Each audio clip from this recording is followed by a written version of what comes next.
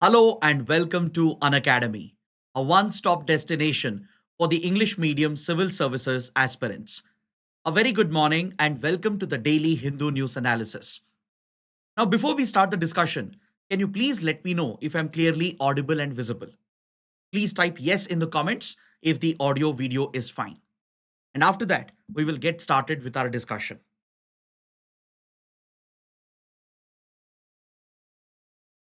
Okay, so let's start the discussion by first looking at the topics that we are going to discuss. From the Delhi edition of the Hindu, I have picked the most important articles. Today we had 6 topics which are relevant for the prelims and mains exam. So let's quickly discuss them comprehensively so that you don't have to go back and read the newspaper again. And if you want the PDF of the session, please scan the QR code on your screen and join our official Telegram channel. After the session ends, we will be sharing the PDF over here. So let's get started and look at this important column on page number 12. This topic is related to border security, which is an important chapter under the subject of internal security under GS paper 3. So this article deals with the new set of rules that were notified by the Ministry of Home Affairs with regard to regulation of immigrants and foreigners in the country.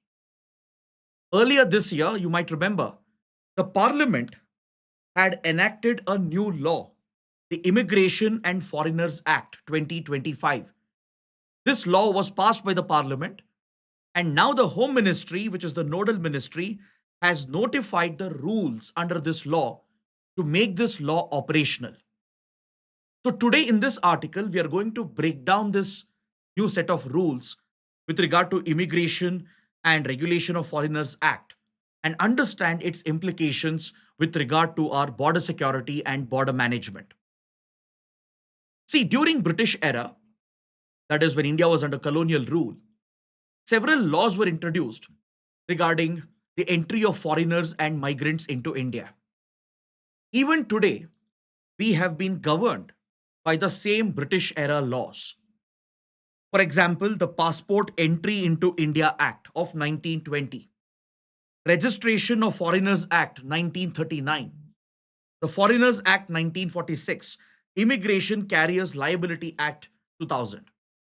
So, except for the Liability Act, the other laws that dealt with regulation of passports, entry of foreigners and illegal migrants and migrants, and regulation of visa policies, these were all largely based on colonial era laws. And there were multiple legislations in place which would overlap with each other. So now the government has repealed all these laws and replaced them with one single legislation, the Immigration and Foreigners Act 2025. So under this new law, the orders, the rules, the exemptions have been recently notified by the MHA, which is the nodal ministry for border security and border management. Now, I will take you beyond the article and help you understand the importance of this law. How does it take effect? What are the changes which are going to happen? And how will this improve border security? Now, what is the rationale behind enacting a new law and the new set of rules which have been brought out?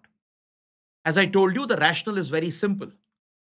The rationale is to repeal the old, outdated laws. The rationale is to avoid the overlapping nature of these laws, to avoid duplicity, to ensure that there is one single legislation with a clearly codified set of rules, orders, and exemptions to regulate immigration in our country. That is the primary purpose. So now let's understand, what does the new rules say about immigration control in our country? Now, which institution is responsible to regulate immigration? The answer is the BOI, the Bureau of Immigration, which comes under the Ministry of Home Affairs. The Bureau of Immigration is the nodal authority to regulate immigration and enforce these laws, orders, and provisions. See, previously as well, it was the Bureau of Immigration which was handling these issues. But the role of BOI right now has been codified into law. Previously, BOI was taking up its role based on executive orders issued by the government. But now, under the new law, the Bureau of Immigration is the designated authority to carry out certain functions to regulate immigration into India. For example, the Bureau of Immigration will identify, deport, or restrict the movement of foreigners, especially undesirable foreigners, such as illegal migrants or foreigners who are engaging in criminal anti national activity. They can be identified, deported, or let's say if they don't meet the visa criteria and the restrictions, their entry into the country can be blocked as well, and they can be deported back to their home country.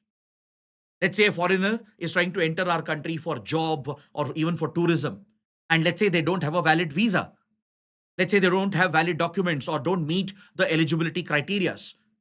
Then Bureau of Immigration reserves the right to block the entry of such individuals and deport them back to their home country. And those foreigners who are already in our country, who have already entered India, they can be monitored, they can be identified. They are mandated to be registered at the foreigner regional registration offices and ensure that they oblige with the existing laws which are in place. Anyone found to be violating these standards could be essentially detained and even deported and sent back to their home country. So this authority was present with Bureau of Immigration before as well, but now it has been codified into law. It will also maintain a database of the foreigners entering the country and those who are present in the country. A centralized database would be maintained by the Bureau of Immigration as per the legislative powers provided through this law. So this places a number of new obligations on various institutions in our country. For example, hospitals, educational institutions which receive foreign students, foreign patients. So now they are under legal obligation to report to the Bureau of Immigration and share certain data on these foreign migrants. See, previously, police and civil authorities, they could shut down hotels or resorts where immoral activities would be carried out, especially involving foreign citizens.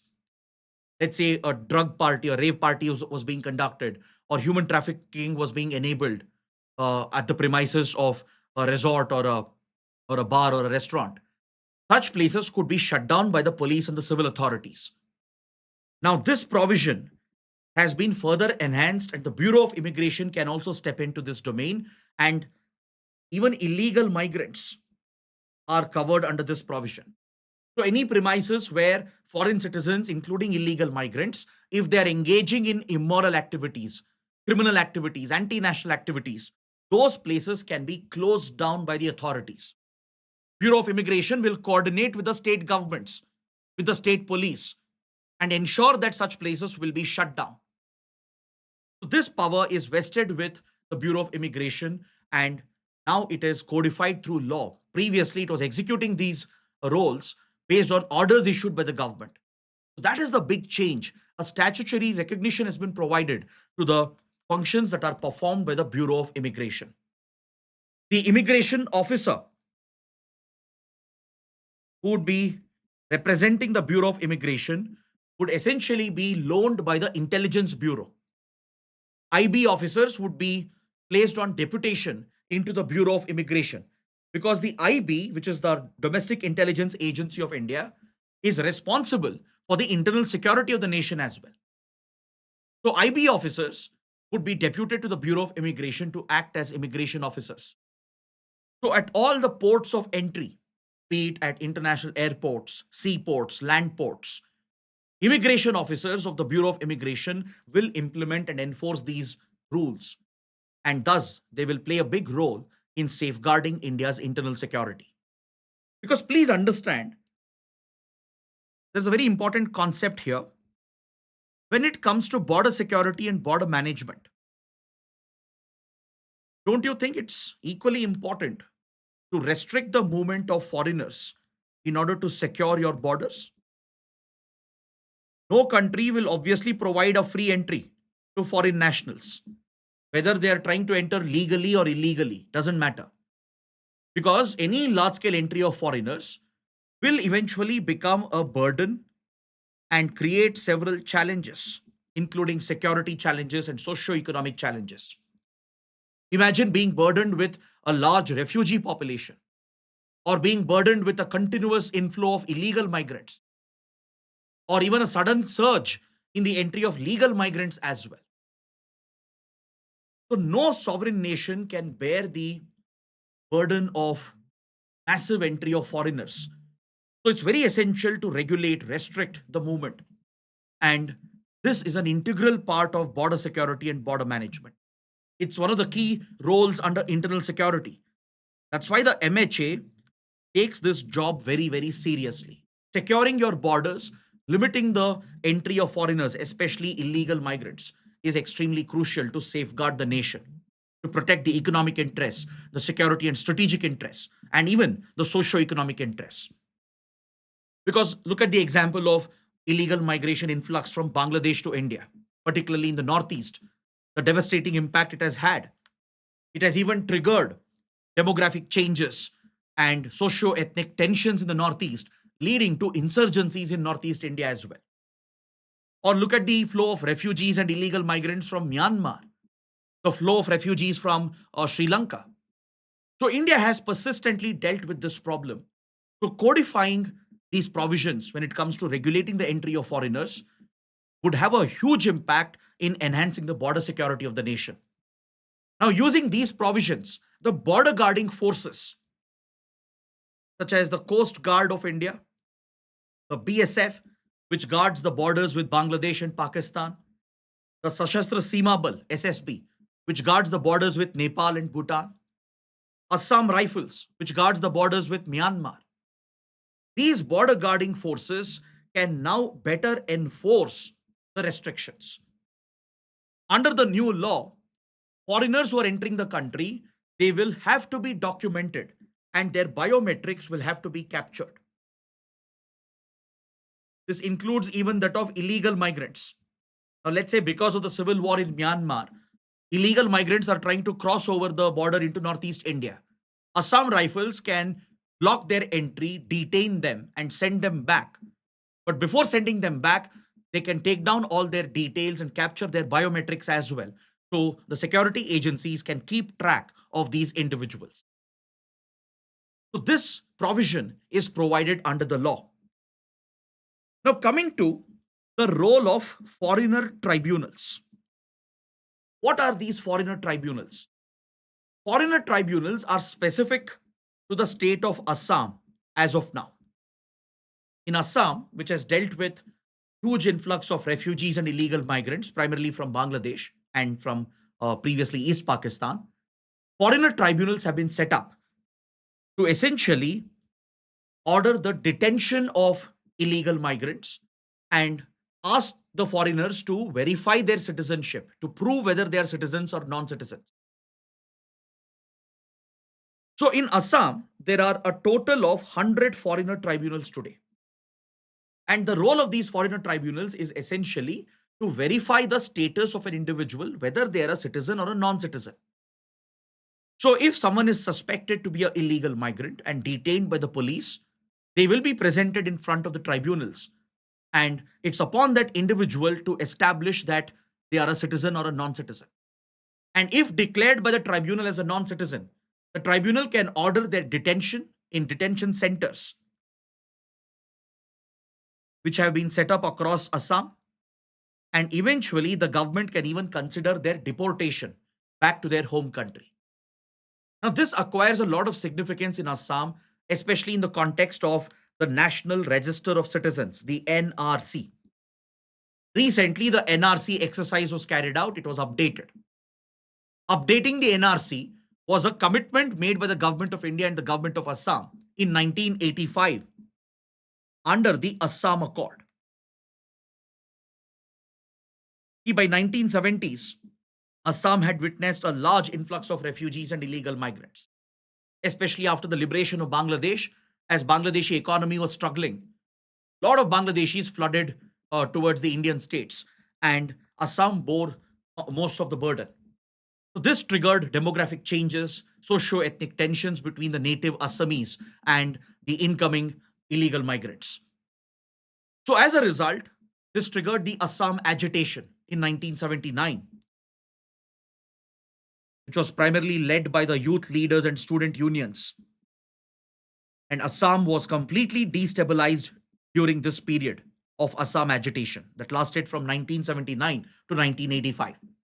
In fact, this became the root cause for the rise of insurgency in Assam, led by insurgent groups such as ULFA. Some of the radical student leaders, they established notorious insurgent organizations such as ULFA to fight against illegal migration and to break Assam from India, to essentially liberate Assam from the country itself. So such serious security problems have been triggered. So to end the Assam agitation, which had turned violent, the government negotiated with the protesters and worked out the Assam Accord in 1985.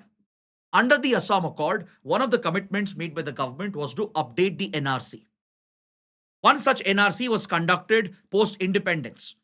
That is after the India-Pakistan partition and the flow of refugees from East Pakistan to Northeast India. One such NRC had been conducted in the Assam region back in 1951.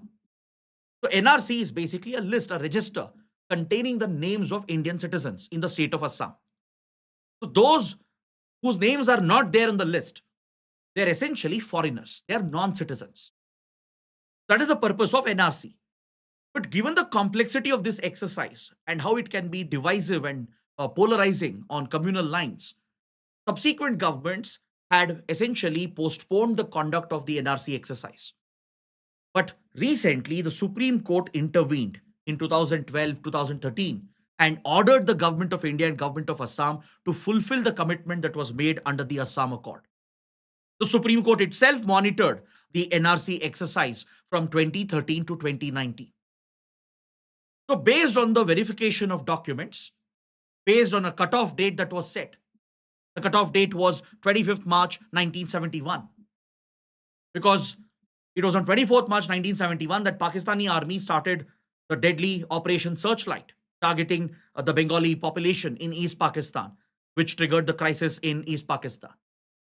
So the intervening night of 25th March 1971 was chosen as the cutoff date, and those who could prove that they were in India before this cutoff date with documents, they would be considered as Indian citizens, and the rest would be declared as non-citizens. So in 2018, the draft NRC was published. In this draft NRC, 4 million people were excluded. 40 lakh people were excluded due to the lack of documents. Essentially, they would be treated as non-citizens and they would have to appear in front of the foreigner tribunals to prove their citizenship. So the draft list was finally revised and the final list was published in 2019. So in the final list, 1.9 million people have been excluded. 19 lakh people in Assam have been excluded. So they are at the risk of being declared as non-citizens, as foreigners. So now it is up to the foreigner tribunals to decide whether these people who are not on the NRC, who have been excluded, whether they are Indian citizens or foreigners. So those who are excluded will get a chance in front of the tribunals to present documents and prove that they are Indian citizens. Otherwise, the foreigner tribunals will declare them as foreigners, as probably illegal migrants, and could order the detention of these foreigners and even order the deportation as well. So the role of foreigner tribunals, the composition also is defined under the law. Is that clear? So that is the reason why these new set of rules which have been brought in is quite significant. But however, there are some exemptions which have been provided as well through this new order of the MHA. There are few foreigners who are exempted from some of these strict provisions. For example, Nepalese citizens. Since India and Nepal provide national treatment to each other and we have open borders, right? We don't have hard border controls and immigration controls. Nepalese can come to India without a visa or a passport, and vice versa. Indians can go to Nepal without a visa or a passport. So Nepalese are exempted on this ground because of the commitment we have made under the Treaty of Peace and Friendship of 1950. This promotes our close cultural ties with Nepal and the close economic ties and people to people relations that we have. So Nepalese are exempted from these immigration provisions. Then Bhutanese citizens. Bhutan again is a country with which we have partially open borders, if not fully open. So the entry of Bhutanese citizens is encouraged by the government as Bhutan has a lot of dependency on India. So Bhutanese citizens are also exempted from these strict regulations. Then Tibetan refugees in India who have been provided with the refugee identification card, and the government has extended certain privileges as well to the Tibetan refugees. So they are exempted as well.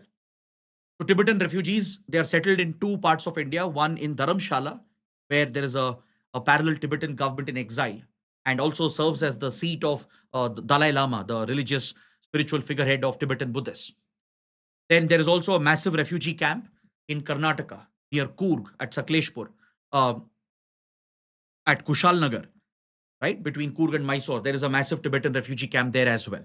So Tibetan refugees, as they move in and out of India, as Tibetan refugees do travel abroad, especially to Western countries, their entry and exit would not be under these strict obligations. They would be exempted as well. But however, for Sri Lankan Tamil refugees, there is a big change the government has done. Those Sri Lankan Tamil refugees who had entered the country before January 2015, they are exempted. But those who have come to India after this date, they will be subjected to the strict restrictions. And more importantly, Sri Lankan Tamil refugees will no longer be eligible for citizenship in India. See, the process for citizenship is to first acquire a long term visa. If you're a foreigner, first you should become eligible for a long term visa. This is seen as a precursor to citizenship. Then, through the process of naturalization, and after you meet the criteria laid down under the Citizenship Act, you can eventually apply for citizenship as well. But now, through the new set of rules, Sri Lankan Tamil refugees have been barred from gaining access to citizenship. They're not eligible for long term visas anymore. They have been exempted from this, meaning they can never aspire to become citizens under the new set of rules. There's one more exemption given to religious minorities from Pakistan, Afghanistan, Bangladesh, who might have faced religious persecution. The minority communities, Hindus, Sikhs, Buddhists, Christians, etc., Parsis, from these three countries, on the account of religious persecution, if they have entered India illegally without valid documents, they will be exempted. And this aligns with the provisions of the Citizenship Amendment Act. So these are the big changes that are happening when it comes to regulation of foreigners and immigration in the country. So please make a note of these points. I know it's a lot to remember, but this can come as a mains question. So take up this practice question, evaluate the recently notified rules of the Immigration and Foreigners Act 2025. How do these measures enhance border security? So let me provide you the answer writing approach for this question. See, the question is very specific. It's related to the new set of rules notified when it comes to Immigration and Foreigners Act 2025. So in the introduction, I would suggest that you talk about the role of border security and how immigration control is crucial to border security and border management. Provide a conceptual introduction. So this is one way of starting your answer, so that you show to the evaluator that you're not just aware of the current developments, but you're aware of the concepts behind it. So talk about the importance of border security, why it is important to regulate immigration, to establish that link. Or you can always give the context. That's the other way of starting the answer. You can point out that recently the parliament has enacted this law, which has repealed all the British era laws. And you can even refer to the new rules notified by the MHA. So in this context, then you can start discussing the provisions and you can evaluate them. So there are two ways of starting this answer. Then in the body, it's pretty simple. It's very factual, right?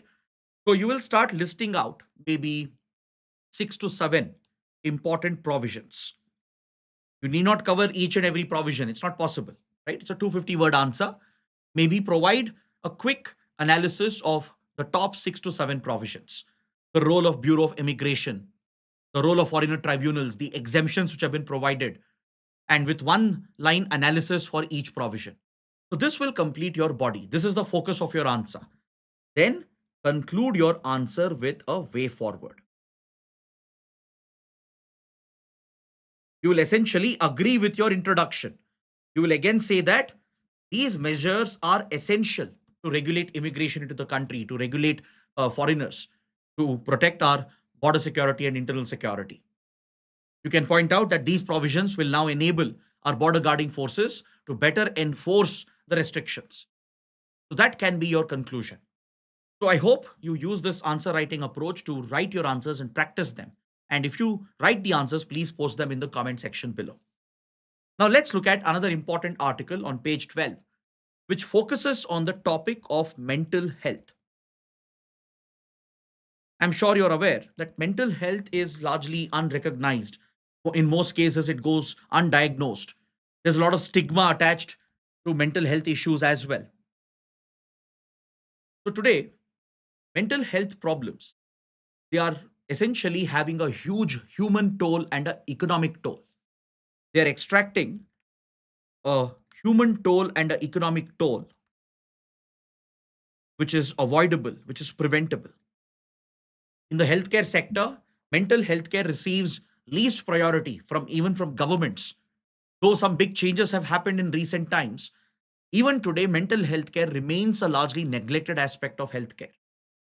So, WHO, the World Health Organization, has recently published two important reports on mental health. I will name the reports in a short while. Make a note of it. It can be important for prelims as well. UPSC might ask you who publishes these reports by citing the names of these reports. So, I will tell you the names of the reports. I'll come to that point. So, before that, please understand that according to the WHO, more than 1 billion people are living with various kinds of mental health disorders. Out of the 8 billion global population, more than 1 billion people are estimated to be suffering, usually silently, without telling anyone, without sharing this with even with their family and friends. More than 1 billion people are expected to be suffering from variety of mental health disorders. It could be anxiety, it could be depression, or it could be PTSD, right? And this extracts a very huge human toll and economic toll. It eventually affects the quality of life. It affects it essentially affects the long-term health of that individual as well, resulting in physiological problems and non-communicable diseases. Then this eventually extracts an economic toll. It pushes the individual, the family into economic losses. It pushes the nation, the society to suffer economic losses. Because those who suffer from severe mental health disorders, they can't perform to the best of their abilities. They can't contribute to nation building. They can't contribute to the society. They would become reclusive as they don't get enough support. They don't receive the empathy, the kindness from the state, from the society, from the family, and from the social circle as well. So, this is the reason why it's very critical to address mental health care as a priority. According to this writer, mental health is the second biggest reason for long term disability. Studies and data point out that mental health issues account for being the second biggest reason for long term disability. Not physical disability, but mental disability, which disables a person. Those who suffer from severe depression, severe anxiety, right? They hesitate to step out. They won't be able to even come out of their bed or step out of their homes. And it essentially pushes them to lead a very reclusive life and even pushes up suicide rates, especially amongst the younger population, amongst the youth. This extracts a very serious human toll and economic toll, right? That's the reason why it's very crucial to address the mental health challenges. And the WHO report has some crucial findings. So, first, note down the names of these two reports published by WHO. The first report is the World Mental Health Today. Second one is the Mental Health Atlas 2024. These are the two important mental health reports published by WHO. Now, according to these reports, the global economy is suffering a loss of more than $1 trillion every year because of unaddressed mental health issues. I think this will put things in perspective. The economic loss has been estimated by WHO at the global level to be around $1 trillion every year. So you can imagine how this can have a cascading effect, how it can affect the development of a nation itself. In fact, it can derail the development of a nation if mental health care issues are not addressed. So it's not just communicable diseases and other lifestyle related diseases which should be a priority. Even mental health issues should be a priority under the healthcare programs. And what is really concerning about mental health issues is that studies and data show that they have a disproportionate impact based on gender, based on sex. Women, in particular, are disproportionately affected, according to the WHO data.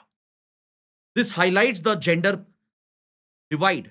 And when the issue is not given enough attention, right, it's the women who would suffer more as they wouldn't receive adequate care and support. That is the reason why it's very crucial to address these healthcare challenges as a national and global priority. In fact, under the United Nations, there is a sustainable development goal target under the SDG goal that deals with health. There is a specific target to reduce the number of suicides by one third by the end of the decade. This is especially to protect those who are suffering from depression, especially the youth, the younger population. According to WHO reports, more than 7 lakh young people lost their lives to suicide alone in 2021. It has become one of the leading causes of death amongst young people around the world. So just try to understand the human loss, the economic loss because of mental health issues, so that you realize why it is important and you can present this argument in your answers effectively. So, what can be done to address the challenge? See, especially after COVID-19, post 2020, governments and the world in general has had a better realization of the importance of focusing on mental health. During the lockdown period, there was a massive surge in mental health cases that were being reported. And most governments started paying more attention, dedicated more resources as well. But this is not enough. If we have to achieve the SDG target of achieving a one third reduction in suicide rates, if we have to achieve the WHO action plan on mental health, then much more effort needs to be put in by governments. Much more resources will have to be dedicated. See, this is where some countries have adopted a rights based approach. Several countries have brought out legislations. They have incorporated mental health policy into their laws and declaring mental health as a legal right. So it's being delivered as a rights based approach. So while this is a positive development, the resources being allocated is simply not enough. Only 45% of countries that were evaluated, only these countries have their laws in compliance with international human rights standards. The rest of them don't comply with the global standards on human rights and mental health. So this again is a matter of concern. Then, in order to drive a big change in healthcare sector, what you really require is money. You need funding. You need budgetary allocation.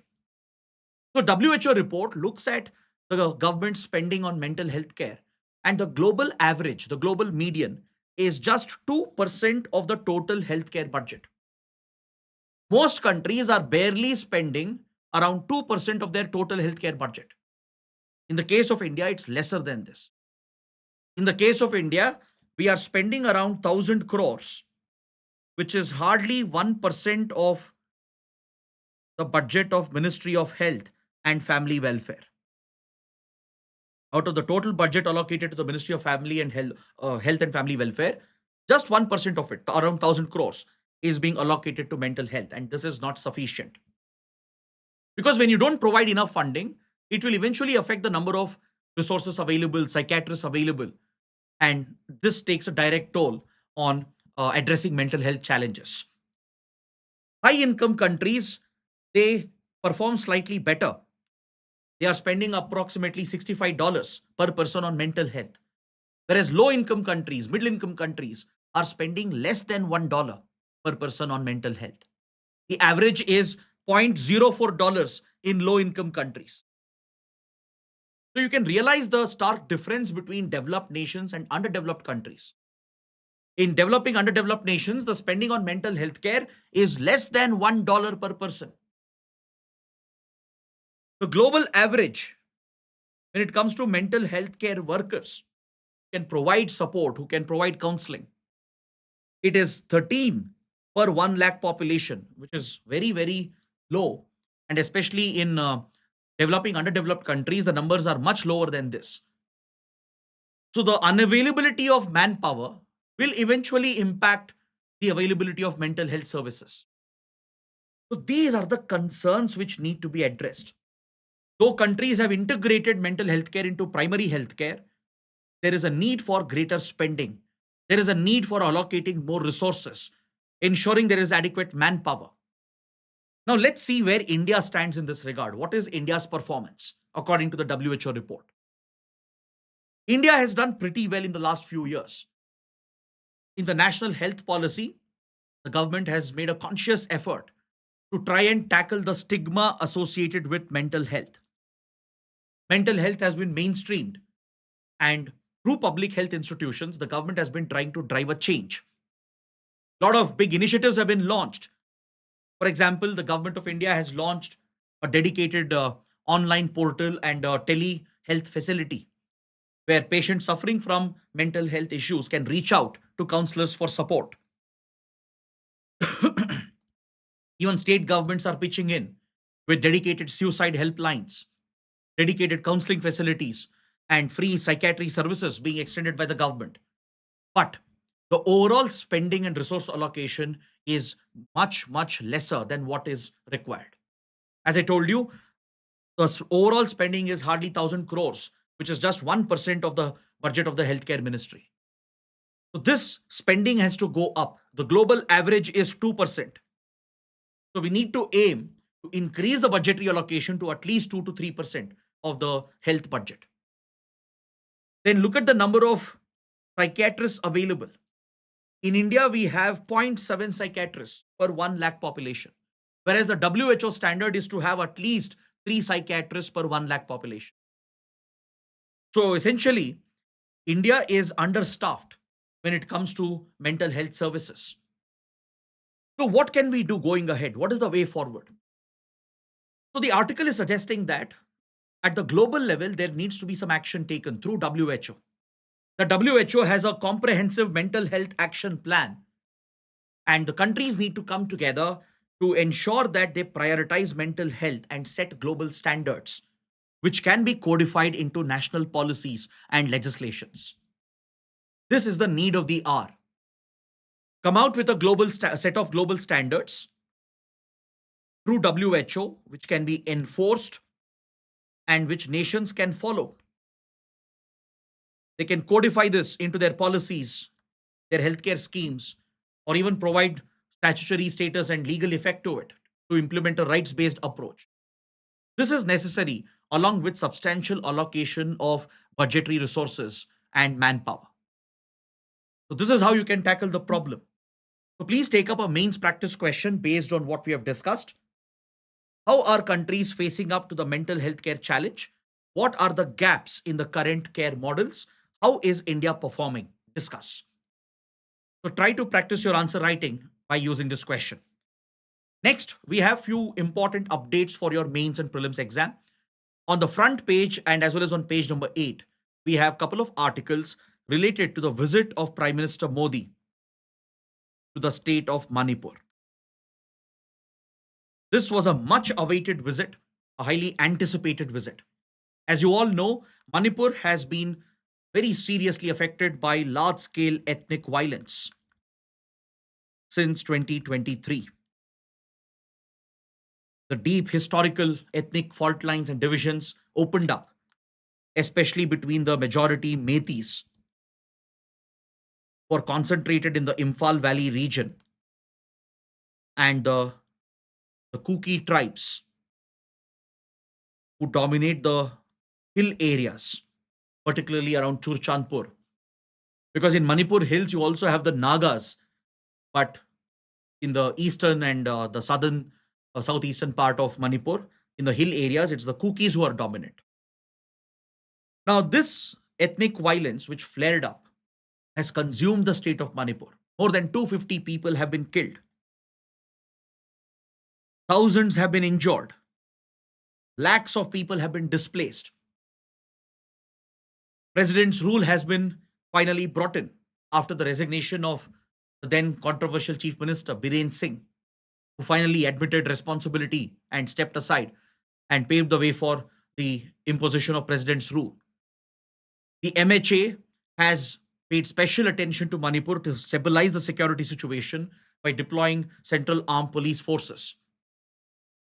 The deployment of Assam Rifles was stepped up, along with other central paramilitary forces such as the BSF and even ITBP and other forces have been deployed to assist the Assam Rifles and Indian Army to bring back normalcy in Manipur. But during this entire crisis of the last 2 years, which has recurred again and again, one major criticism against the government was that the Prime Minister never openly spoke about the Manipur issue, though Manipur was burning. The major criticism from the opposition parties was that the Prime Minister never bothered to visit Manipur. But the government defended, stating that there is no necessity for the PM to visit. Doesn't mean the PM is not doing anything about the state in Manipur. Eventually, the government, irrespective of all this controversy, the government has managed to bring the situation under control. And recently, there was a big improvement. The government of India with the government of Manipur have signed a tripartite agreement to renew the suspension of operations agreement with the Kuki Zo armed groups, restoring the ceasefire with the Kuki insurgent outfits. And in return, the Kuki insurgent groups have agreed to lift the blockade on a critical national highway, NH2, which serves as a lifeline to Manipur. So, some sense of normalcy has been coming back, and both the communities are being reassured by the government, and efforts are being made at the state level and at the central level to try and bring in a ceasefire and ensure that normalcy is restored through a dialogue driven peace process. The Metis have certain demands, the Kukis have certain demands. Both sides have been blaming each other for the violence which got triggered. So now it is time for the government to deliver the healing touch, and the visit of the Prime Minister comes at the right time. As they say, better late than never, right? So Prime Minister Modi's visit was much awaited, and the Prime Minister has not only interacted with the local communities and delivered a message of peace, but the Prime Minister has also announced new projects, new initiatives, and large scale investments in Manipur to drive economic growth and development. Because please understand, there is a direct linkage between development and extremism. The two are interconnected. When development is compromised, that region becomes a fertile ground for extremism and radical activities. And the vice versa is also true. One way to counter extremism is to provide for better development, better governance. So the Prime Minister has inaugurated several projects in Manipur and announced a special development package. This totals to around 7,300 crores worth of investments in the state of Manipur. The government is also constructing thousands of houses to rehabilitate the internally displaced people. Those who have been displaced by the conflict, those who have lost their homes, thousands of houses are being built by the government to rehabilitate these internally displaced people. New projects are being funded by the government to repair the roads, bridges which were damaged, to rebuild some of the infrastructure, and to drive new economic activities in Manipur.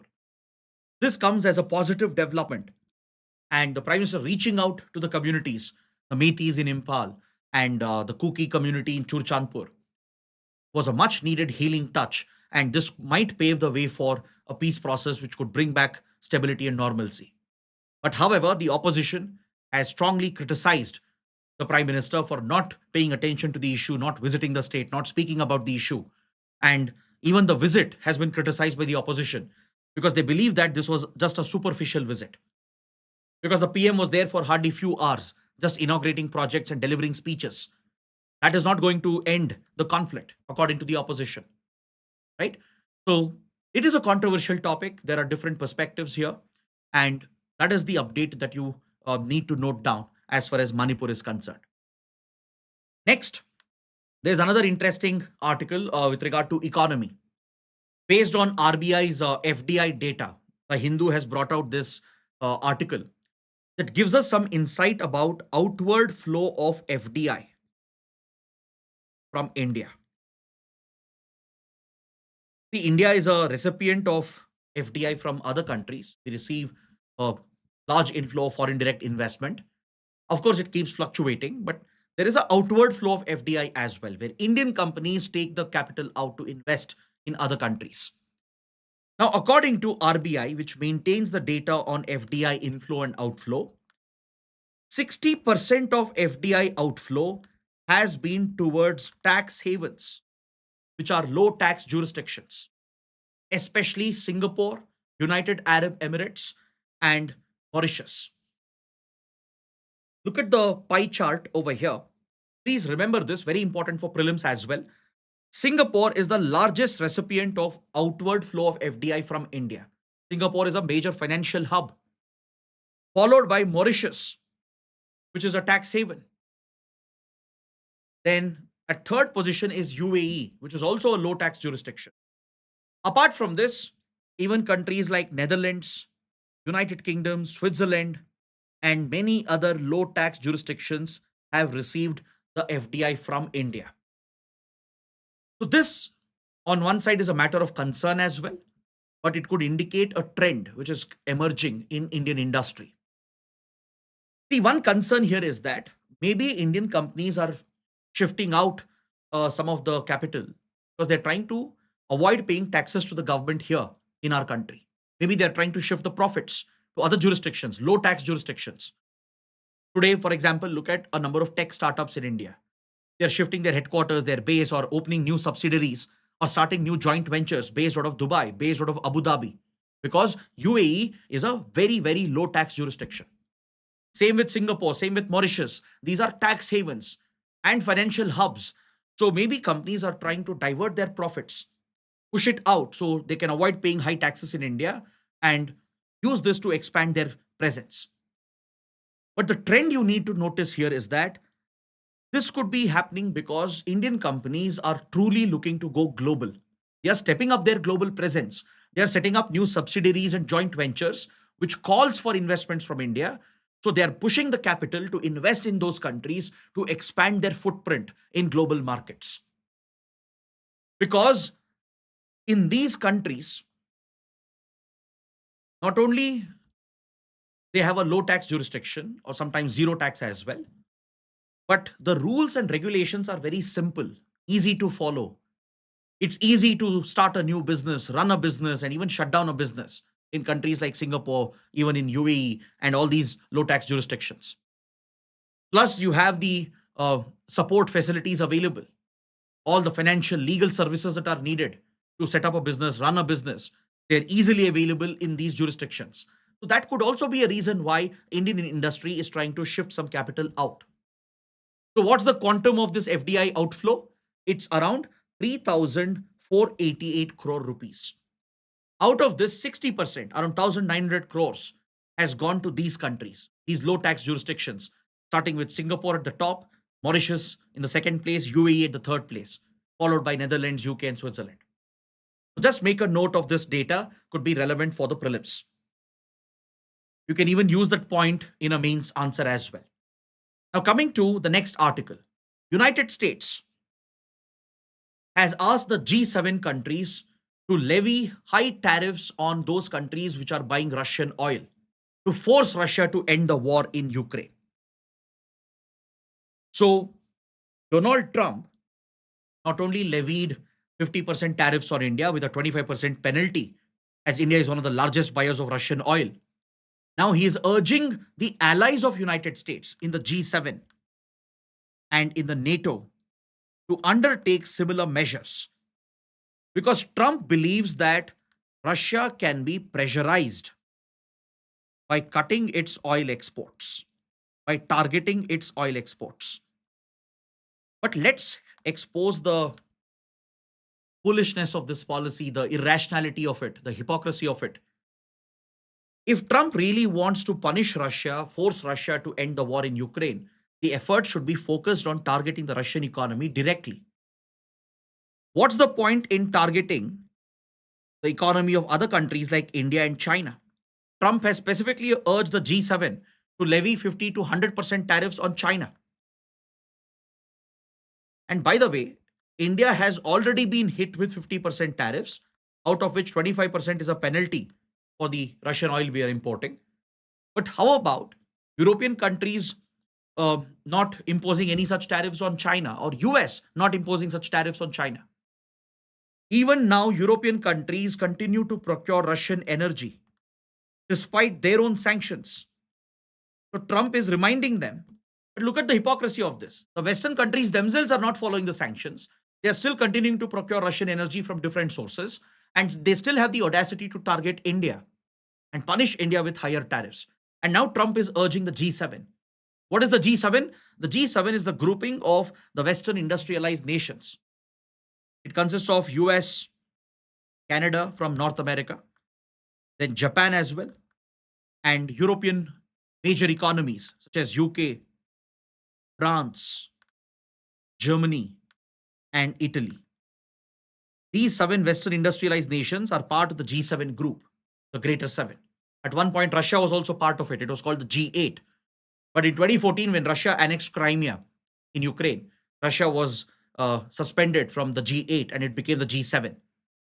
So it's essentially a grouping of Western industrialized nations now.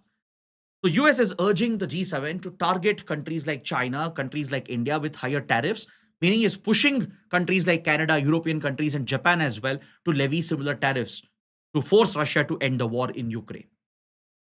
So this could potentially have consequences. Trump is urging the NATO allies to completely stop their energy dependency on Russia. This is one update as far as Trump's policies are concerned. So now coming to the prelim section, we just have one article today in the paper. So let's quickly look at this article and end the discussion after this. Kerala state government has brought out a draft bill. It will essentially amend the Kerala Forest Act. Kerala Forest Act of 1961 is going to be amended through this draft bill which has been proposed by the Kerala government. The draft bill is essentially the Wildlife Protection Amendment Bill. Please make a note, it's very, very important. I'll explain why. The Wildlife Protection Amendment Bill 2025 is being brought out, is going to amend the Kerala Forest Act. The Kerala deals with the problem of man-animal conflict, where wild animals are known to venture into human habitations, into residential areas, into nearby villages, and attack humans. So this leads to injuries, it sometimes leads to death as well. So to tackle the issue of man-animal conflict, especially the incidents of wild animals attacking humans, under the new law, Kerala government is proposing an extraordinary power. The chief wildlife warden will be empowered under this law to issue orders to kill that animal immediately without having to wait for the rules and procedures to be followed.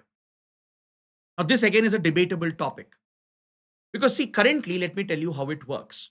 Let's say there is a wild animal attacking humans. If it is a Schedule 1 animal under the Wildlife Protection Act, then the center, which has accorded the highest protection for Schedule 1 animals, will appropriately decide as to how the issue will be managed. State governments will have to approach the center for permission. The approach is usually to capture the animal, to translocate it, right? Either to a different facility or into even zoological parks sometimes. And then they might be re-released back into the natural ecosystems as well. But when it comes to Schedule 2 animals, and let's say there is a wild animal repeatedly carrying out attacks in the region and injuring people, killing people, then state government can seek the approval of the center to kill the animal as well. It can be declared as a vermin. And currently, state governments do not have the power. They don't have the authority to decide to kill even a Schedule 2 animal. Schedule 1 animal is out of the question. They have to go to the center for approval. And usually, orders are not to kill the animal, but to capture it, translocate it. That is the usual approach followed for Schedule 1 animals. In case of Schedule 2, animals can be declared as vermin if they are known to carry out repeated attacks. And states have to approach the center for permission. Once approved by the center, as per the Wildlife Protection Act, only then those animals can be killed.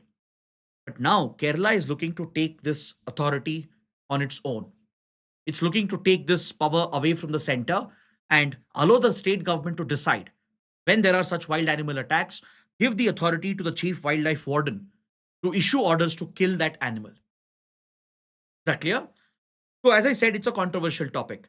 Kerala government says this is not going to affect conservation efforts. It's not going to lead to large scale killing of wild animals. No, it will only lead to the killing of those animals which are vermin, which are attacking humans, which will help in safeguarding human life. But this could trigger an uproar. Environmental activists are bound to oppose this. Central government itself would oppose this as the state is trying to step into the domain of the center, right? So under this new provision which is being proposed under the draft bill, the process is that when there are wild animal attacks taking place, the district collector of the district or the chief forest conservator of the particular district can bring a proposal to the chief wildlife warden of the state asking for approval to kill the animal which is attacking humans. So once the law is brought into effect, the chief wildlife warden will have the authority to issue the order without consulting the center, and the animal can be killed. So it's a debatable topic. Let me know what you think. Is this the right approach to deal with vermins? Will it somehow affect conservation, or should there be a better approach? So, on this note, I bring my discussion to an end. I hope you've understood the detailed analysis. And if you like the session, press the like button, share your comments, and don't forget to subscribe to our channel. That is it. Thanks for watching. We'll see you tomorrow.